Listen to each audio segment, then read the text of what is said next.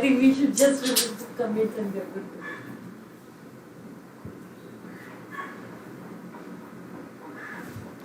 Hey, hi guys, this is Faizan and welcome to today's session on common coding interview problems. So before I start, can you guys quickly confirm in the chat if I'm audible or not? Just quickly write a yes or no in the chat so that we can get started.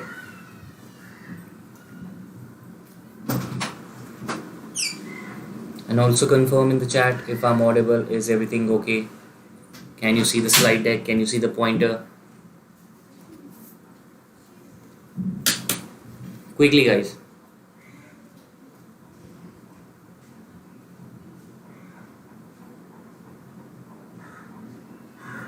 In the meanwhile, let me give you a quick tour of how our academy looks like. Okay. The slide deck. Can you see the point? Okay. So just go into your Google Chrome and type in Great Learning Academy. Therein you have this first link. Just click on it. It will redirect you to this page. Right now, this is the Great Learning Academy. If you are looking for a career path and you want to know what are the fields that you want to go into, if you are looking explicitly in IT and software, just click on it and go into the software development. If you're looking for career transformation programs, we have programs related to that as well. Right, we have something we have related to data science and business analytics, AI, machine learning, management, cybersecurity, software development. We have several programs associated with IIITH Hyderabad and IIT Roorkee as well, and MCA degree program. Okay, so we all okay. So now after this, if you have any confusion regarding this, we have the number that is on the bottom left. Right, you can call this number and all of your queries will be resolved. Okay, if you're looking for Career Plus, which is the platform that we have right now for 2020 and 2021 graduates, and we can basically get start if you're looking for your placements, or if you're looking for something that is related to job, right, and you want to land in your first dream job, something, right? So you guys can check this as well, this platform as well. And if you're looking for free courses and add just the certifications, the completion certificates to your resumes and LinkedIn profiles, you can check these free courses. If you're looking for IT and software, we have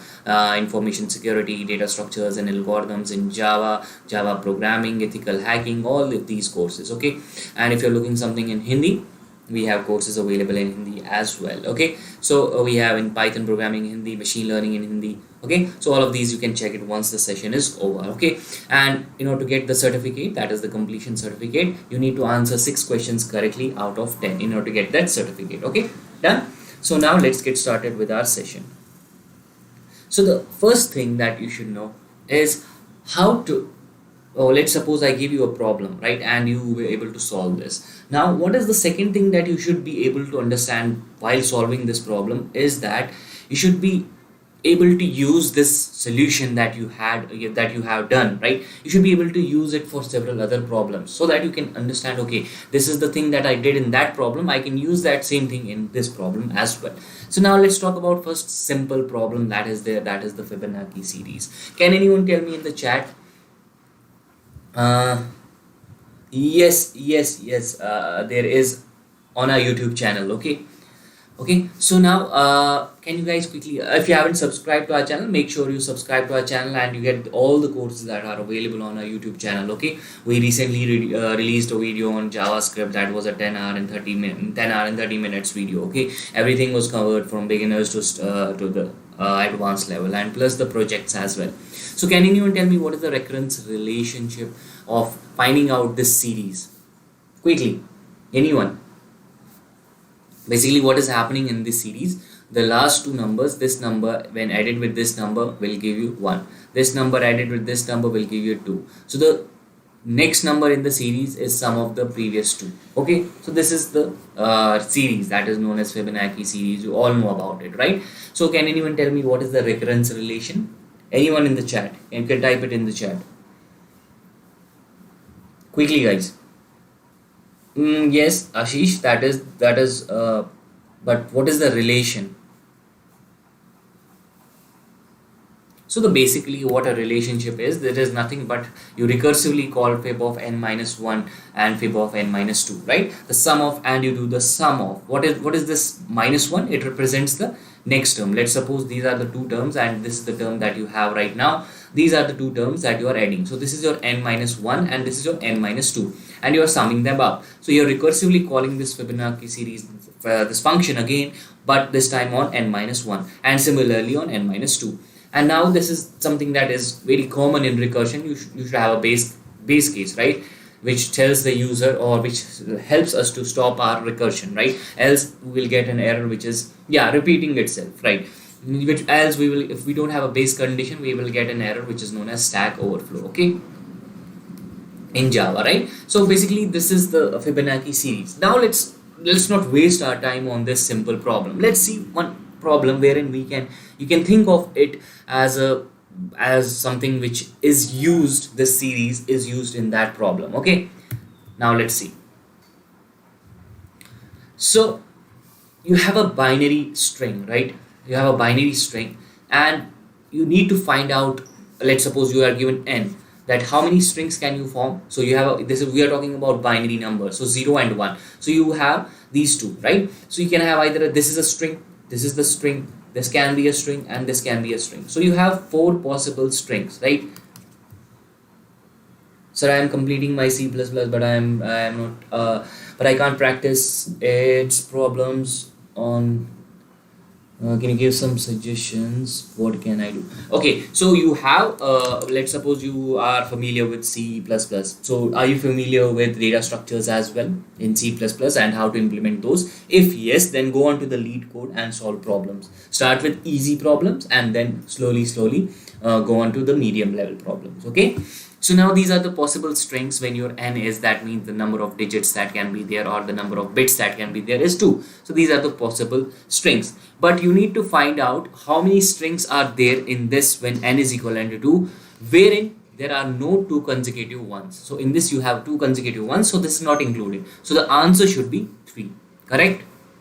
Now if n is equivalent to 3, so what are the possible strings that you can have? So you have 3, so you have A, B and C. Let's try to draw a truth table of this, okay? So you have A, B and C. So n is equivalent to 3. So you can have 0, 0, 0, right? You can have 0, then you have 1, 1, 1, 1. You can have 0, 0, 1, 1, 0, 0, 1 and 1. Then you have 0, 1, 0, 1, 0, 1, 0, 1. Okay, so this can be your answer. Yes, there are no consecutive ones. This can be your answer. This can be your answer. This cannot be your answer. So let's remove this. This cannot be your answer. This can be your answer. This can be your answer. This and this cannot be your answer. So out of these five strings are there which can be a possible answer, right? This can be your answer. This can be your answer. This can be your answer. Not this and this. Okay, so you have 5 possible answers, right? And 3 are not, because they have consecutive ones. Okay, now when n is equivalent to 2, answer was 3. When n is equivalent to 3, answer was 5. Can anyone guess what will be the answer when n is equivalent to 4? Yes, output. Yes, Utkarsh, output will be 5. Can anyone answer? What will be the answer when n is equivalent to 4? That means the possible bits that you can have is 4. You can have 0, 0, 0. This is 1. Okay. What will be the output? In that case, Utkarsh, will output be 5? No. So basically, if I draw a tooth, are you sure? Will it be 7? Ashish, you are missing some strings. Okay, so let me just quickly. So how many possible numbers or strings can be there? So if n is equivalent to 4, there can be possible number of strings can be. If n is equivalent to 3, there are possible number of 2 raised power 3. That means 8 strings were there, out of which 3 were neglected. Similarly, in 2 raised power 4, that means when n is equivalent to 4, the possible strings can be 2 raised power 4, which is 16. So you will have 16. Now these are the number of strings, but out of which how many can be our answer? Let me just quickly show you. So out of 16, we can have 0, 0, 0. That means 8 zeros followed by 8 ones. Okay. So let me just rewrite it. Okay. A little bit smaller this time. So you will have 0, 0, 0, 0, 5, 6, 7, 8. Okay. 1, 2, 3, 4, 5, 6, 7 and 8. Okay. Then you will have 4 zeros followed by 4 ones. Okay, 4 zeros followed by 4 ones. Okay, then you will have two zeros followed by two ones, two zeros followed by two ones, two zeros followed by two ones, two zeros followed by two ones, and then you have 0 1 0 1 0 1 0 and 1 0 and 1 0 and 1 0 1 0 1. Okay, so these are the possible combinations that you can have. Now out of which how many can be your answers? Let's try to find out. So this is an answer, yes. This can be an answer, yes. This can be an answer, no. There are two consecutive ones, no. This cannot be, yes, yes, no. This can be, no. This can be your answer, this can be your answer, this can be your answer, no. This cannot be your answer, this cannot be your answer, this cannot be your answer, this cannot be your answer. So the possible answers are 3 plus 2, that is 5, 5 plus 3 is 8. So 3, 2, 5 and then 3. So total 8.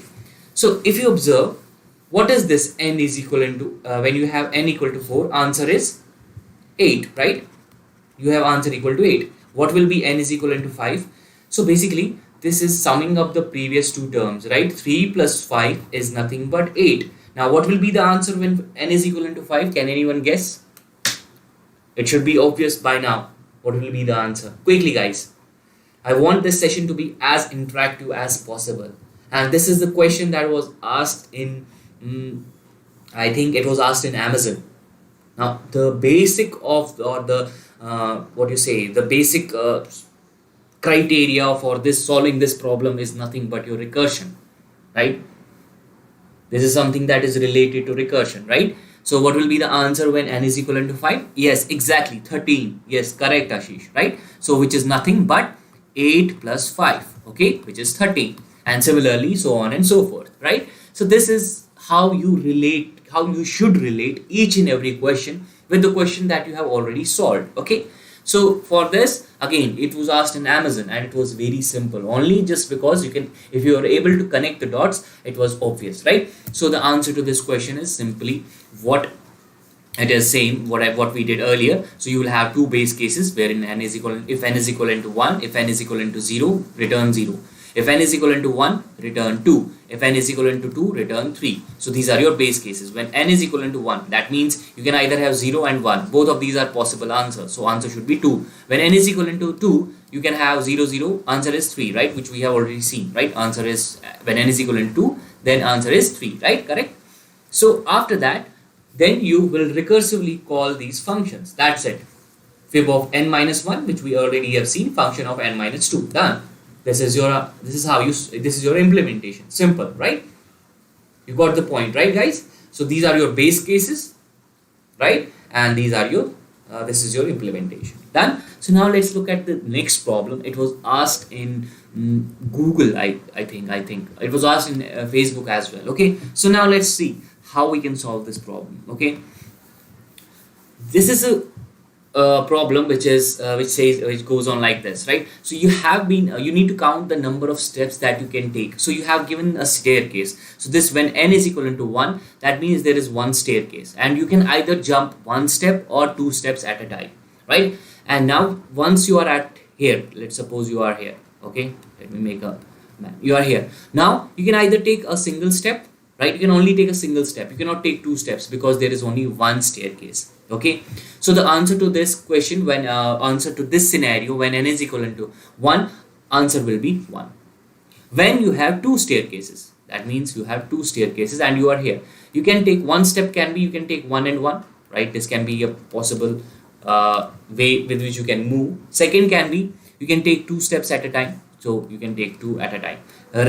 Apart from that, there is no other way, right? So in that case, when n is equivalent to 2, answer is 2.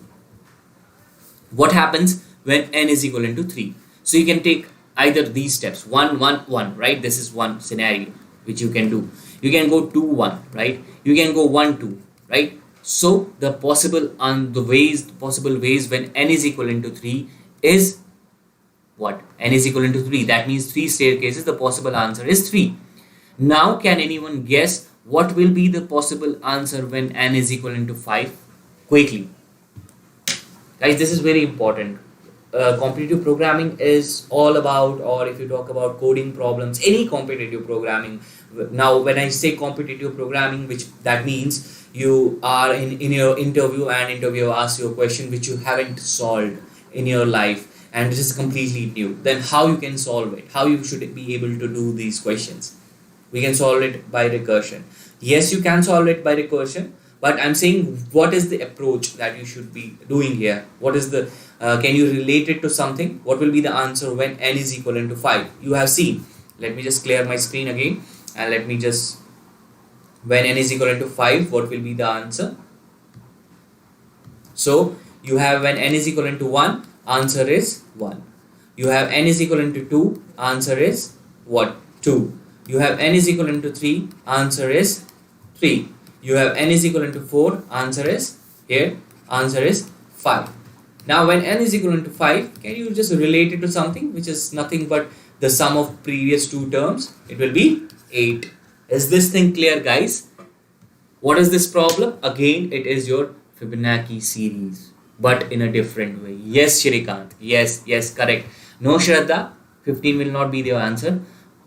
It will be 8. Okay. Is this thing clear? Can you guys quickly confirm?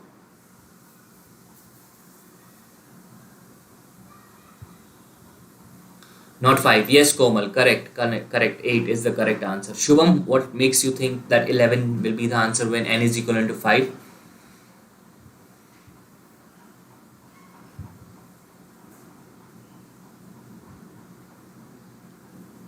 Quickly, guys. Yes, correct, Utkarsh. Correct. Okay. So again, the implementation, if you talk about implementation, what will be the implementation? Simple, right? When n is equivalent to 0, return 0. That means there are no staircases. Then how can you just climb that staircase? In that case, it will be 0. When n is equivalent to 1, it will be obviously 1. There will be only one way. When n is equivalent to 2, it will be again what? The sum of previous two numbers. Now, if you observe carefully, I have added one up. Let's suppose if I'm looking for, if n is equivalent to 2, I am adding something here. Either you can do this or you can do the previous approach wherein you are taking each and every case separately like this. Okay. For n is equivalent to 0, n is equivalent to 1, n is equivalent to 2. Do this. Apart from after that, it will be nothing but sum of previous two terms. Okay. Or you can just update your whenever you are calling this Fibonacci series or Fib in this case, right? You are calling for n plus 1. You can simply call it for n and then change your base cases according to that. Okay. Is this thing clear? Okay. Simple, right? Now it is similar to what you have already seen, the 3 questions, right? Now let's see one more question. Right, so you have, this is the most commonly asked question and it keeps on varying. There are a lot of variations of this question, right? So here I'm saying find the maximum subarray with size of k. It can be said that find the minimum subarray with size of k. Okay, with size of k means it can be 0. Let's suppose with size 0, it can be, that can be also variation. Okay, so there can be a lot of variations for this question. So now what is this question saying? So you need to find the subarray. Subarray means when you're talking about subarray, it should be contiguous. Okay, now what do you mean by contiguous? One after the other. It shouldn't be, this is not a subarray. You are picking 2 here, 2 and 1 here, and then you're picking this and saying that this is the subarray. This is not a subarray. Okay, right? So it should be contiguous. Okay, so now you need to find the maximum subarray of size k. That means the window that is given to you is 3. Okay, so the window is 3 and you need to find the subarray with size 3. That is, the size should not be more than 3. And it should be exactly 3. There should be 3 elements and you need to find the subarray with maximum sum. So this is one subarray, that is 251. This is one subarray, right? We are taking contiguous subarrays. So the sum is 5 plus 1, it is 8. This is one subarray, 151. Again the sum is 7. This is one subarray, 513. The sum is 9. Okay. Then you have, this is your 513, right? 513. Then you have 132, which is 6. Then you cannot have any more subarrays. Can this be a subarray? You are taking 5 here, 3 here, and 2 here. Can this be a subarray with sum equal to 10? And you are taking 2, 5, and 3 as the elements. Quickly, can this be a subarray?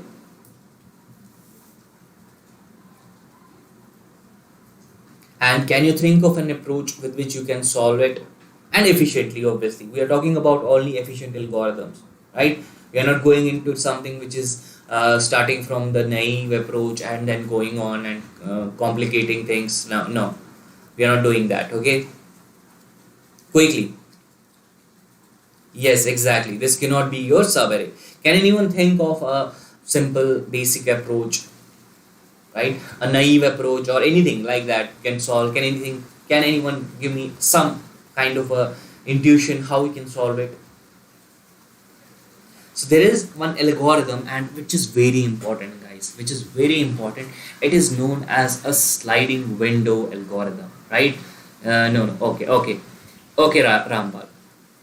Okay, so that is known as sliding window. That is the name of the algorithm. So basically what is happening? 2, this is the first window. We are checking for 3. The bit size of the window is 3. So this is 2, the blue one. Look at the blue one. Okay, now the size is 2. Still it is less than the window. Now the size is 3 in the next iteration. Now what happens? We have that window of 2, 1 and 5, right? This is our window of size k, right? Of size 3. Chirag says cadence. Okay.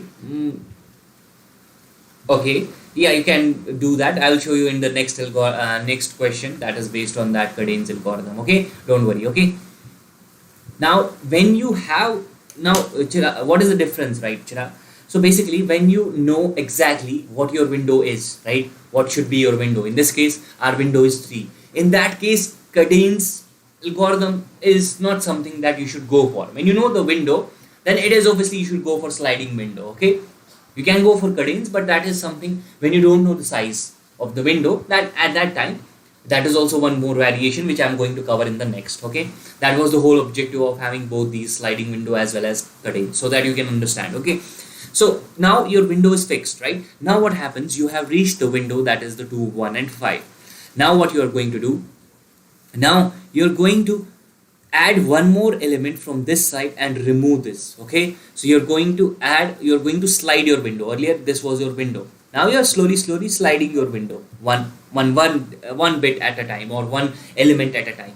The next window will be 5, 1, 3 and removing the previous 2. Right, here you remove 2, here you remove 1. The next time it will be here. Okay, this is why where this sliding window comes into picture, right? So this is how you slide your window one by one. Okay, so what is a sliding window? So basically what is a sliding window? You are sliding your window by one element. So this is your window. Let's suppose this is your window and these are your elements. Now let me just clear this out. So let me just write 2, 1, 5, 3, anything, right? And 5. Okay, so this was your window. Now you're sliding it. So now this is your window. Now you're sliding it one bit at a time. Now this is what a sliding window means. You're sliding your window. Okay, so this might be so if some of you have studied networking, in that you also have this algorithm which is known as a sliding window, or sliding window protocol is also there, right, in the networking. So right, so this is how your sliding window comes into picture. You are sliding your window one by one. Okay, is this thing clear? Do you want me to repeat? Are you able to understand, or is this algorithm intuitive, right? Yeah, it is. Okay, Rajesh says it is used as a routing algorithm. Yes, correct. Okay, so this is how your window is sliding. Okay, so now let's see how to implement it. Before we go into the implementation, can you guys quickly confirm in the chat? Is this, are you following along? Are you able to understand? Do you want me to repeat anything? Quickly, guys. Just write a yes or a no in the chat if everything is okay.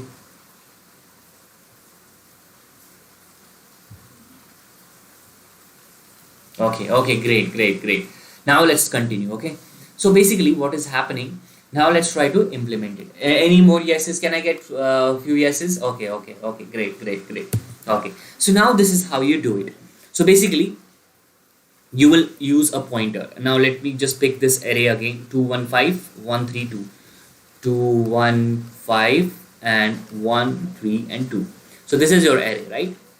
Now let's try to dry run what we have studied so far. Okay, so basically you have this sum which is used to calculate the sum. Obviously we are dealing with the sum because that is what we return. Okay, you see, we are returning the maximum sum, and we will have two sums. One is the current sum, this is your current sum, and one will be your maximum sum, which is your global sum. Okay, which will keep track of all the or keep track of the maximum sum that is there. Okay, so now we have this window start, which is used for the for removing the elements in our window. Okay, this is our window start, and then window end is here.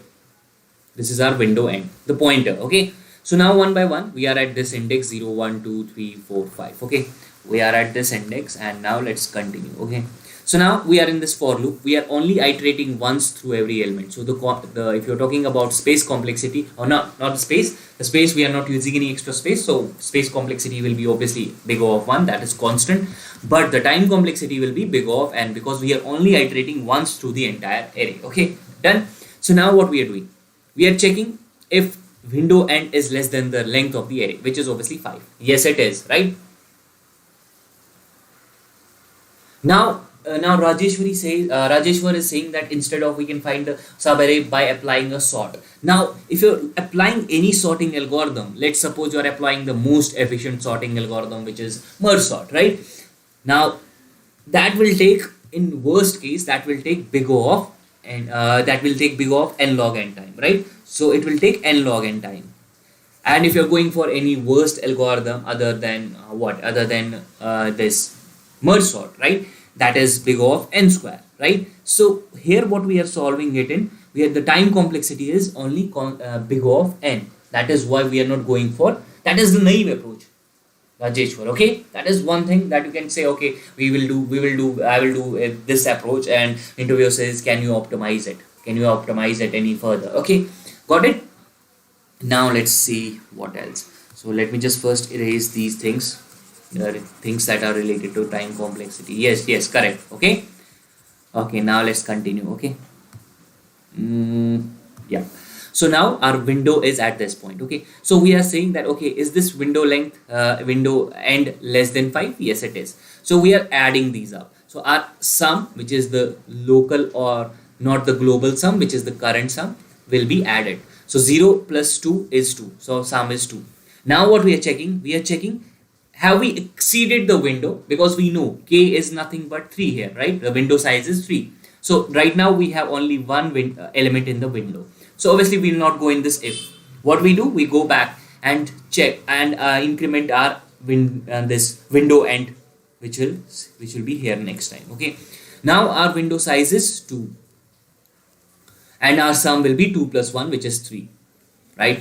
Again, this if block will not be executed. Now next time our window size is 3. So this is now our window of size equal to 3.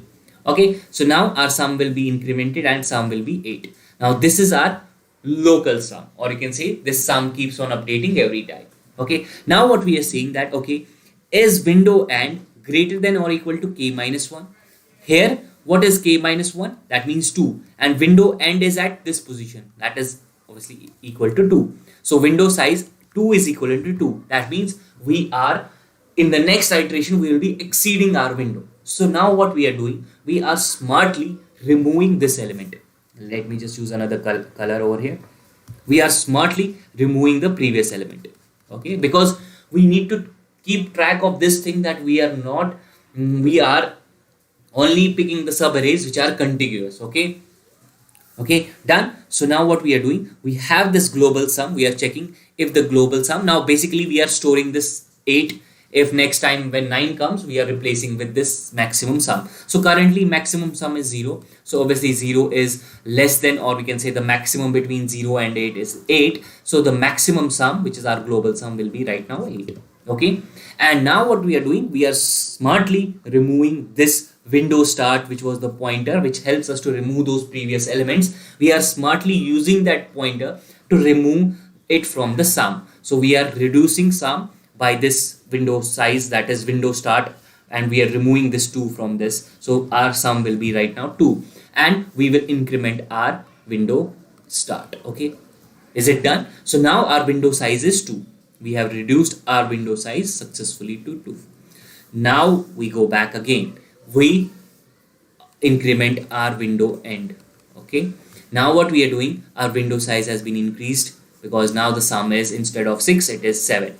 Now we are checking, yes, the sum is not, obviously we have our window end is at 3, and which is greater than 2. So again, in the next iteration we will be exceeding our window. Okay, so we again smartly remove this element. Before that we check, is 7, which one is greater, 7 or 8? We think, okay, our global sum will not change, which is obviously 8, and we'll keep it as it is, and we will decrement this 1 from this 7, which is again 6, and our sum will be 6. Okay, is this thing clear? Are you following along how we are smartly removing the previous elements and incrementing the next in the next iteration? So next time it will be 5 plus 1 plus 3, which is 9, and now our window size, obviously 4 is greater than 2. We check, is 9 greater or 8 greater? Our global sum will change because this time 9 is greater than 8, so maximum sum will be 9, and we smartly remove this and increment our now in the next iteration we will smartly remove this, and our window start will be here. Next time the last will be 6, which is obviously not greater than. Okay, is this thing clear? How easily we removed or how easily we traversed. Okay, so basically the same thing. We had this array, we had this let me just put a window over here. So we had this window of 3 elements. Now once we had this window of 3 elements, we smartly removed it and updated our window. So smartly. Now next time we removed these two. Earlier this was removed, now we remove this. Now we smartly increment our this window. Okay, this is what is known as a sliding window algorithm. Is this thing clear? Okay, great. Now same question. What if this window was not given to you? This window size, this k equal to 3, was not given to you. What should you do? Okay, great. This window is not given to you. What should you do? What will you do? Okay, in that case, is there any algorithm which will help you? Yes, and that algorithm is known as Cadence algorithm. Okay, so simply again the same problem, but this time you don't have any window. Okay, am I making any sense to you guys? So basically that k equal to 3, which was very helpful for you to update your window, right? Because we are talking about when sliding our window, but we had that window, that k was given to us. But here we are again finding the maximum subarray, but this time around you are not given any window. Now can you use sliding window here? Yes or no in the chat? Quickly guys, can you use that algorithm over here? No, absolutely not, because there is no window given to you, right? Just quickly confirm in the chat guys. I want this session to be interactive. I don't want people just to listen and then do not react. Quickly guys.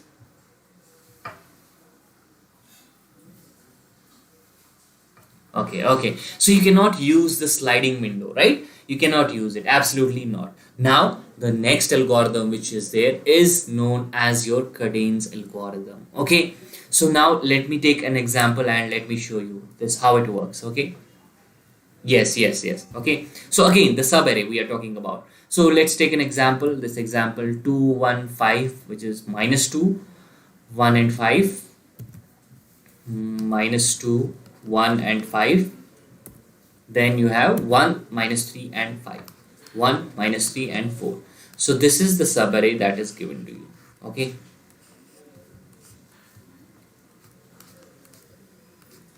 Okay, so these are your indexes. Okay, so now again the same concept, a little bit of concept of the previous one. Okay, so we will have two pointers, one is global and another is local. Okay, so now how will it work? Okay, so let's be this is the array that is given to us. Now what we will do, we will have our, now obviously now you might be thinking, since sir, why didn't we have earlier, we had this global equal to 0, this time we had this global equal to min value. But it is recommended, and you should always go for, whenever you're trying to find the maximum, something maximum, you should always go for the minimum value. But once we are going for 0, there is a chance that in our array there can be -2, right? So it will not be justified that you have something which is you're trying to find the maximum, right? But you have already started with 0. Let's suppose if you have an array in which all the numbers are negative, right? In that case, you will always get your answer as 0 if you had written here global as 0. Is this thing clear? Am I making sense, guys? Why I'm not using this thing?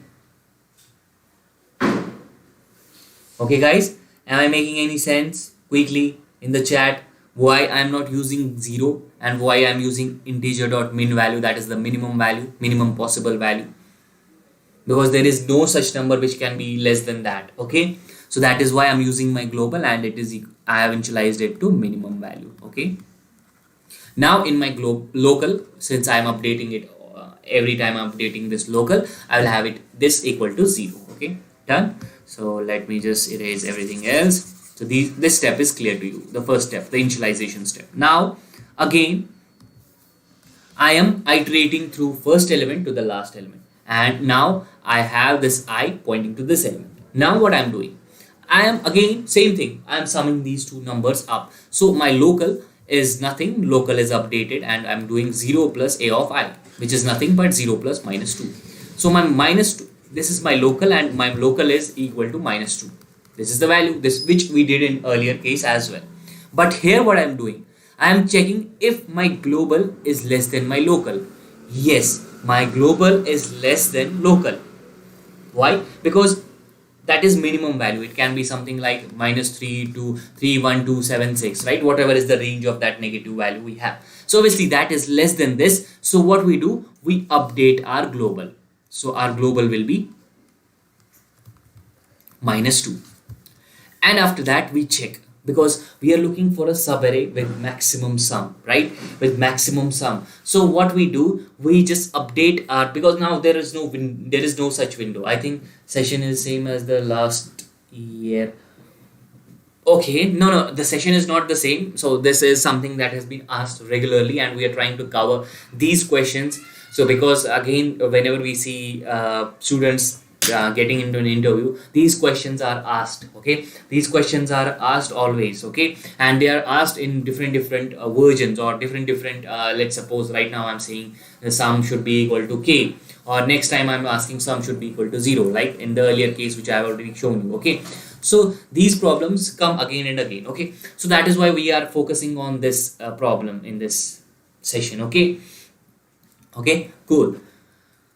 Okay, so now what we are doing, we have our global updated, we have our local updated, and since our local is less than 0, so we update our local to 0. Now what happens after one iteration? So let me just erase everything else. So why I'm doing this step, it will be clear once we go into the next iteration. Okay, so let's let's clarify these doubts. So after first iteration, let's write it. After first iteration, our global was minus 2, and our local is 0. Okay, yes, here cadence, yes, correct. Okay, now what is happening, now I will update my I, so I will be here. Next time what will happen, we will again increment our local. I will update my local, which is nothing but 0 plus 1. That is my local value. Okay. Now I'm checking, is my global less than local? Yes, it is. Minus 2 is less than local. That is 1. So we update our local. And this time around, our local is not less than 0. So our local will remain as it is. Okay. Are these things clear? Because if I'm adding minus 2 to 1, if this step wouldn't have been here. So this step is not here, right? So what would happen? We will have our maximum value, which is equal to minus 1, but not 1. So to keep that thing in track, and to keep that updated, or you can say the positive values as well as in mind, so that is for the same reason we are doing this. Plus it helps us to be updated as well, because if something is negative, that means the entire array is negative. In that case, it will always keep our local to 0, but our global keeps on updating. Okay, so that is for the same reason we have this step over here. So what happens in the next time, you might be thinking, okay sir, this is much more easier than what we have seen earlier, right? Yes, it is. Okay, So now next time what happens, our I is here, and now we'll update our local. That means 5 plus 1 is 6, and now we check, is our global greater than 1? Yes, it is. Is our global less than local? Yes, it is. So we update our local as well. Next time we increment, and now it is 1, so we update our local to 7, and global will be also updated. We check, is local less than 0? No, it is not. Now what happens, we subtract. Now this negative number comes into picture. Now again we add up. So once we are adding this to 7, it will be 4. But now, is our local global less than local? No, it is not. So global will remain as it is, which is 7. Okay. And next what happens, when we have once our iterator is up here, because now again our local is not less than 0, so local will remain as it is. So in this case, our local will be updated and it will be 8, right? And then we check, is it less than? Yes, it is. Global will be 8. And then we check, is our local less than 0? No, it is not. So local is also 8 and global is also 8 in this case, right? And we return the global value, which is 8. Now if you talk about the subarray that we considered here in this scenario, which is, now you might be thinking, if you might have a little bit of intuition. So let's see, what is the subarray that we considered in this scenario is this. So basically we picked up this as well, but what we smartly did, we picked up this. If we add these two up, still we are adding 1, right? We are adding 1. So that is for the same reason our subarray with maximum sum will be this, right? And the sum will be what? 1 plus 5 plus 1 plus minus 3 and then plus 4. So the total comes up to be 8. Total will be 8. Okay, is this thing clear, guys? Is this thing clear? Now different questions that can be asked is, find the length of this maximum subarray that you calculated. So easily you need to keep a track of these things. So you can use one more pointer and then subtract it with the last index that you were on. So in this case 5, right? So you can easily find the length of that subarray. Okay, is this thing clear, how Cutting's algorithm will work? Yes or no in the chat. So I have put these things in the most easiest way I can. Okay, just quickly confirm in the chat, is everything okay? Shall we move to the next question?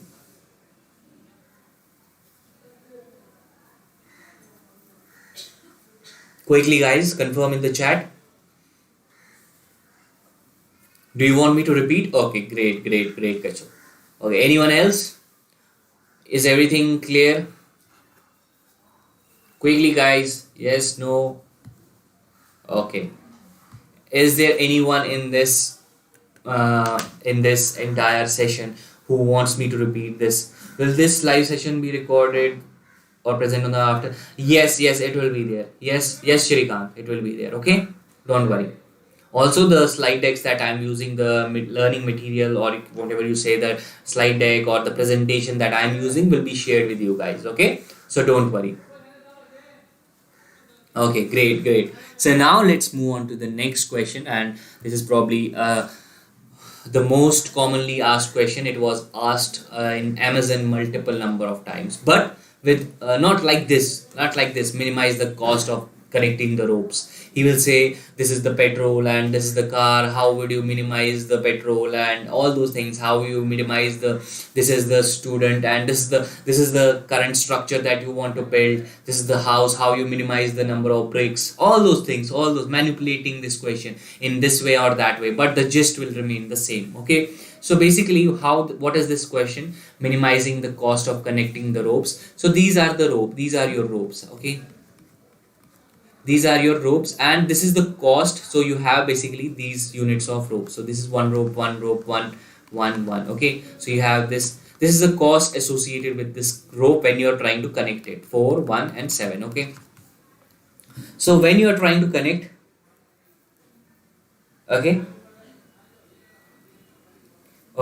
so when you are trying to connect these ropes, now how you can connect these ropes? So basically if you pick this one second, let's name these ropes. Okay, 1 2 3 4 5. If you are connecting 1 and 2, the cost will be 7, and now that 7 rope is this, the length of this. Now the price will be updated. Now you were having 5 ropes, now you will be having 4 ropes. Okay, I'm picking up randomly. Okay, 5, 4, 1 and 7. Okay, now you need to minimize this cost. So right now cost is 7. Now if you add these two, so the cost will be 11 and 11 will be there, one more unit, and 1 and 7 will be as it is. So you have still 3 ropes left, right? Now you add up these, so the cost will be 12, right? Now 12 will be there, and at a time you can connect only one rope, right?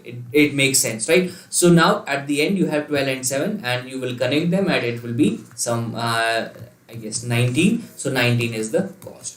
Okay, now if you add these costs up, right, these are your total costs. So you have 11 plus 12, which is 33. Then you have 7 plus 19, which is 26. So the total cost will be 59. But the minimum, this is the cost while using this scenario wherein we picked up randomly. Okay, we can pick any. It's not that you always pick the first two. You can pick anyone, but you need to pick in that in what you say. You need to pick in such a way that you're minimizing the cost. So if you're picking in such a way that you're minimizing the cost will be 41 and not 59. Can you think of an approach quickly? Think of an approach, guys. So you have this cost, that is, let's remove this over here. So you have this cost. This is the cost, okay? 3, 7, 12 and 19. This is the cost. Okay? Is this thing clear, guys? Can anyone think of an approach? So basically what we are doing, if somehow, let's suppose, if somehow we manage to find out the minimum in this array. So let's suppose what is the minimum element in this array? 1. What is the next minimum in this array? 2, right? If we add them up, that is 3, and now the cost, obviously the cost associated with it is 3. Now this is the new rope. Now next time what we have left is 5, 4, 1 and 7. No, not 1 and 2 are gone. Next time what we do, we find out of these ropes what are the minimum 2 again. So this is the minimum, this is the minimum. So we add them up, which is 7. So 7 is the cost. Again it will be in that same we have this rope, because we in the end our main objective is to connect all the ropes, okay, but minimizing the cost. So 7 will be there. Now we have 5 and 7 is also there. So we again find out the minimum between these two, which is 5 and 7. The cost will be 12 and 12 will be again there, and again we find out the minimum 2. Now 19 will be there, and we add up these. So if we add up these, it will be 41. Now is this thing clear? Is this thing clear? If we somehow find the minimum every time, two minimum elements, and then add them up and insert them again in the array, then we will be able to minimize the cost. Okay, is this thing clear, guys? Do you want me to repeat quickly in the chat? I'm monitoring your chat, guys. So Shrikant says please repeat. Okay, do you want me to repeat it again, or is this thing clear now with a different example? Okay, quickly Amit says yes, it is clear. Okay, anyone else can write a yes if it is clear. If it is not, write a no. Okay, if the question is clear. Now think of an approach. Okay, Amit and Rekha says yes, they are clear with the approach. Now they are clear with the solution. Can you think of an approach quickly? Can you think of something which you can use in order to solve this problem? Some of you might be thinking about sorting, right? Quickly, guys, give me approaches. Some of you might be thinking again of sorting this, then picking up the 2 elements and 2 elements, and then again picking up the 2 elements. But the time complexity of sorting this array will be n log n. Can you think of a better approach? Anything apart from that sorting? Try to reduce it from n log n to something that is maybe n.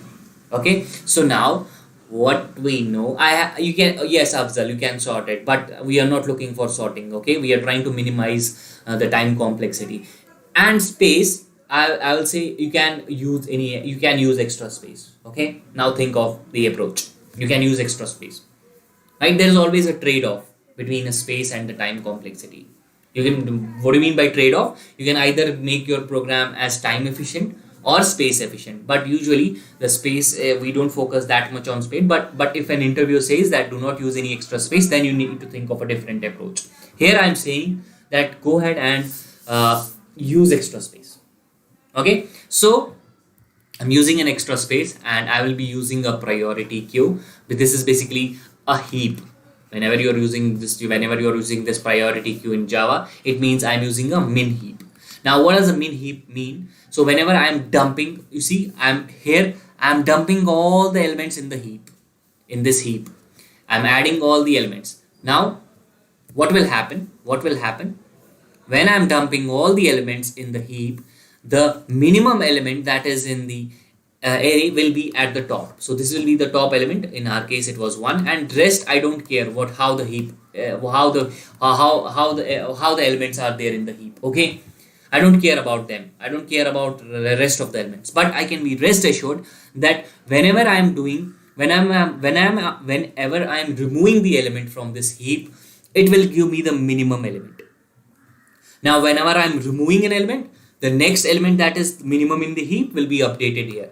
So heap will be, if I'm using heap, I can easily get the minimum 2 elements in the heap with constant amount of time.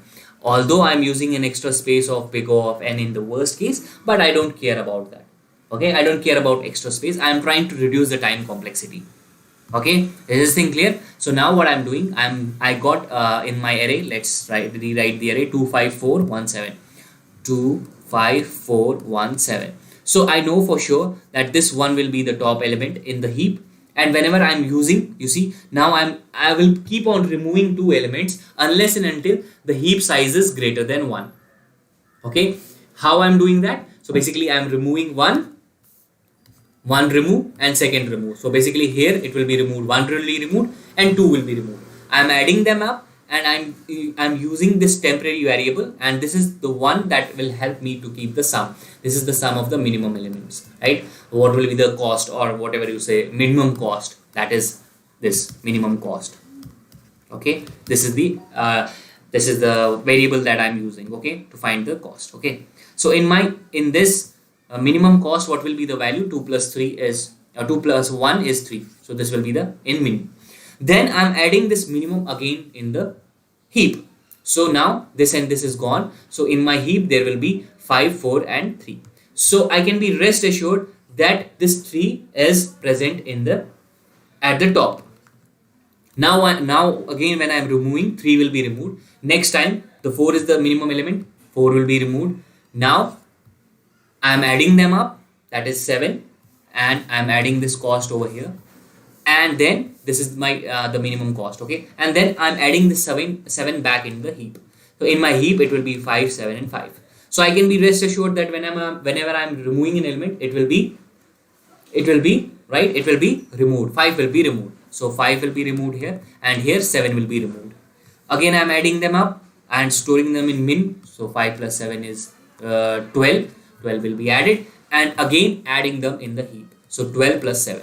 So whenever I am doing this min heap, I will be getting 7, and in here I will be getting 12, adding them in the minimum cost that is there, and then adding them again in the heap. So in the heap will be 19. Now if you observe carefully, the size that is there, right, the size of the heap is not greater than 1. So we will be out of this for loop, or this while loop basically. Then basically what I'm doing, I haven't added this 19 yet. I haven't added this 19. No, I have added it basically, yes. So I have added this 19, and then basically I will be returning this sum. Okay, is this thing clear? Is there need of this? Is there any need of the edge case that wherein we will be checking is this even or odd? Is there any need of checking whether we have even numbers or odd numbers? Yes or no? Quickly guys, is there any need? I'm check right now. I was having an array which was of size 24517, which is 5. Okay, 1 minute. Yeah, so here I was having an array 24157, right? This is an array of size 5. If I would have an array of size 6, would this program, or do I need to add any edge case over here? Quickly. Yes, no, maybe. No. Why? Because every time I'm picking up two elements, and at the end I can be rest assured that there will be only one element in the heap, right? And then I will just use them. I will just once I will have all those things in the min heap, that is min add, right? Then I can just return this min, and that is my answer. Okay, done. So this is the question that was asked in Amazon multiple number of times, and this is very simple. Okay guys, so these are the questions that I wanted to cover in this session. I will see you in the next session. Thank you so much guys. Okay, if you don't have any questions, if you have any questions, put them in the chat. I will be more than happy to answer them. Okay, quickly guys, put them in the chat, else we'll conclude this session and I will see you in the next session. And if you haven't subscribed to our channel, make sure you subscribe to our channel. Okay, all right, I cannot see any of the questions, so all right, thank you so much guys. Thanks a lot.